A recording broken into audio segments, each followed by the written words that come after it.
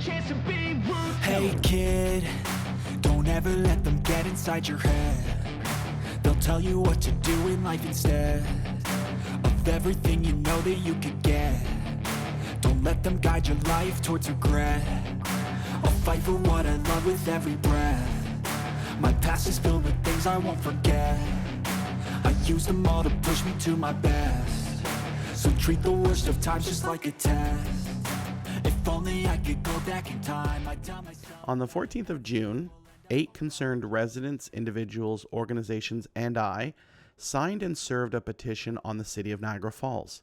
Our petition or request was to change the name of Marineland Parkway, a short stretch of road in Niagara Falls, to Kiska Boulevard. Street names may be selected for many reasons, sometimes to honor local or national historical figures that drive the local economy. As many municipalities in Ontario outline in their various guidelines on naming municipal roads, assigning a real or ceremonial name to a street in honor of an individual who has made a significant and exceptional positive contribution to a city portrays a strong positive image. We believe that in recognition of a lifelong resident such as Kiska and her substantial and outstanding positive contribution to Niagara Falls, we asked renaming this stretch of road in honor of her. We believed that we had proposed an appropriate name, provided a reasonable and proper rationale for renaming the street, and documented support from local, national, and the international community. Additionally, in our research of best practices while drafting this petition, many municipalities note that it is common when naming streets to avoid or conferring any competitive advantage, benefit, or preferential treatment or advertisement to a particular business, in this case, Marineland. Shortly after serving the clerk with our petition, the staff placed our request on the agenda for the next upcoming meeting. Second one, 12.2, street name request, and there was a letter that went along with it regarding Marineland Parkway. What's the direction of council on this one? Councillor? Refer to staff. Pardon me? Refer to staff. Okay, motion by Councillor Campbell to refer to staff. Do we have a seconder? Councillor Lococo. Do we have any discussion to the motion? Okay, seeing none, we'll call the vote then. All those in favor? On the 21st of June, our petition was briefly debated. It's not uncommon for council to hold the matter down pending a report from staff. Traditionally, this report from staff is comprehensive. It details several essential pieces of data, including the number of parcels along the road in question, any objections raised by those parcel owners, the cost to change the road's name, and if it adheres to the best practices for emergency first responders. We expected this matter to be postponed for a month or two. We didn't expect what Councillor Wayne Thomson said. As long as it doesn't come back. We had no reasonable expectation that 4 councillors, including Thomson and the mayor of Niagara Falls, would meet or otherwise communicate prior to the council meeting in an effort to hinder or frustrate our legitimate request to council. Again, this is if we are to believe Councillor Wayne Thomson, who professed on record to meeting with these members of council before the council meeting on the 24th. Yeah, okay. Well, you're talking to the wrong. I talked to Cario, Strange, Peter Angelo, Jim Diodati, and they all said the same thing. So none of them are going to support the name change. They're all in favor of animal abuse and cruelty? Yeah, don't call me again.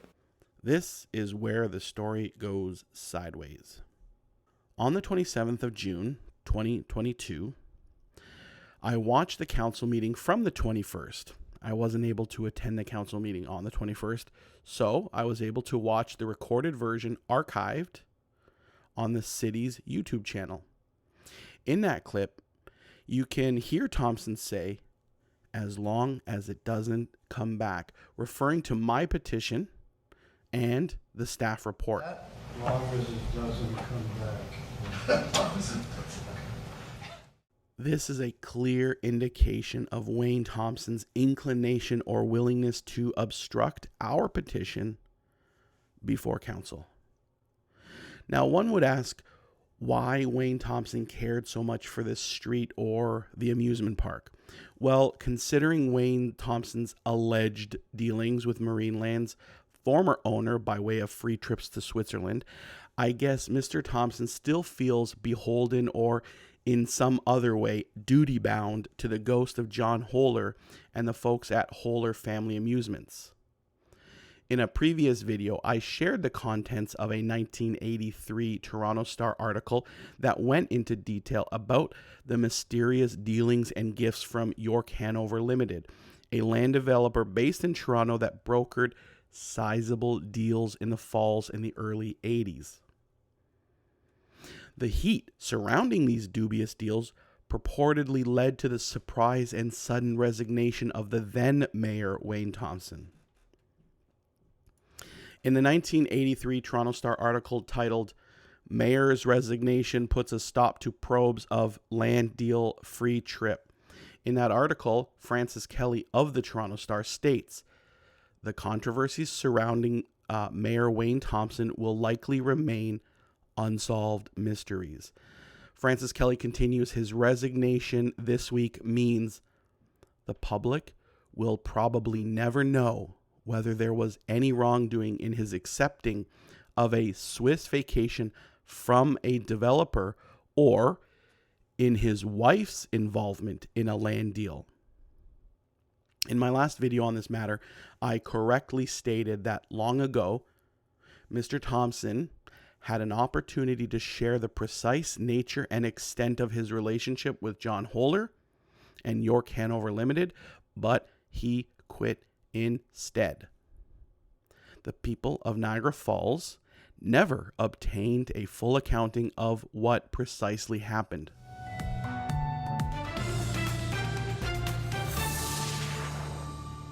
The Niagara Regional Police Service says it is investigating 2 complaints against Marineland over how the facility uses animals in public appearances. A spokesperson for the service tells CB24 that complaints were filed by members of the public in the fall. Now, one complaint was made by lawyer Miranda Dessa, representing Last Chance for Animals. That's a U.S.-based animal advocacy organization. And Dessa tells CB24 LCA filed the complaint based on concerns that Marineland may be in violation of the criminal code, the cruelty to animal provisions about the use of captive whales and dolphins in shows for entertainment purposes. Many people over the last few weeks asked me why Thomson seems to care so much about this unkempt, rickety old amusement park. A place that YouTuber Jake Williams from Bright Sun Films described as kind of sucking, hard to navigate, exhausting to walk through, and providing little payoff. Jake continues, "As a theme park institution, it fails in almost every front. It feels like a cheap hometown theme park. You just don't feel good leaving the park, whether you feel ripped off or you just feel ethically bankrupt." Well, I can't answer that question. I don't understand Mr. Thomson's unremitting loyalty to Niagara's shameful hometown theme park and John Holler.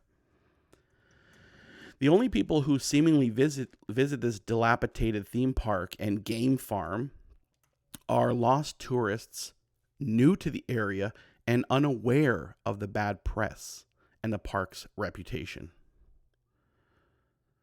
Since this all went public, I am frequently asked, why did you call Mr. Thomson and why did you record it? Well, it's a pretty standard practice when you have a matter before council to call or email voting members to find out if they support your petition or not.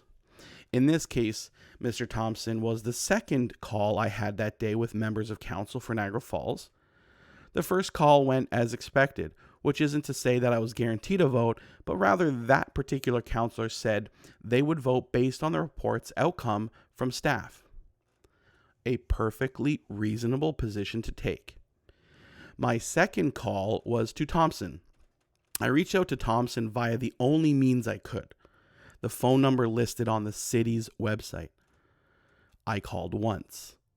He answered the first time, and the rest is history. You're a sick dog. As with my call with the other member of council, I had no intention of making a case for my petition. I just wanted to know how he was going to vote. This is going to be really expensive for you. It's been my experience that a few councillors in Niagara Falls seem to come to a conclusion before all the facts have been presented, and thus I wasn't going to misapply my efforts to affect this petition with Councillor Thomson. I just wanted to confirm what I already knew, which was that he had no intention of supporting this because of his ongoing bromance with the ghost of John Holer. You're a sick dog. On the 15th of July, I spoke with the planning department, which informed me that the city clerk has drafted a memo, or something to that effect, informing the different departments within the city that they will be belaying all real and ceremonial street name petitions indefinitely, while the city creates an actual codified policy on naming or renaming city streets. I'm deeply disappointed with the City of Niagara Falls and the city clerk for not allowing me to put this back on the agenda and for lumping this hyper-specific request into a comprehensive revision of the city's policy into naming and renaming streets. I believe that this is the staff feeling the pressure or influence from council to act in a particular way. While I acknowledge the city has an arcane process for naming city roads, I disagree that this modest request couldn't have been addressed in August. The refusal to put this issue on the agenda means that we will not have the ability to get this street renamed this year, despite the current owners of Marineland, the Holer Family Amusements, shopping the property around as they fight off ever-increasing operation costs, massive operating deficits, meager attendance, and multiple criminal charges. It is also my opinion that too much power and indecision are in the hands of potentially corruptible members of council. I, and many others, will be back. We will be seeking to rename Marineland Parkway to something more befitting the city's current mission, vision, and values. As the gateway to Canada, Niagara Falls is more than just a municipality. It is a community that prides itself on openness, history, tradition, inclusion, and diversity. That pride is best reflected in how we present itself to the millions that visit it each year. In celebrating the achievements and developments of the city, Niagara Falls should never lose sight of the present, while also focusing on the future. Hey kid, don't ever let them get inside your head. They'll tell you what to do in life instead of everything you know that you could get. Don't let them guide your life towards regret. I'll fight for what I love with every breath. My past is filled with things I won't forget. I use them all to push me to my best. So treat the worst of times just like a test. If only I could go back in time, I'd tell myself that everything will end up alright. Just push yourself, test yourself, figure out what you like, and find your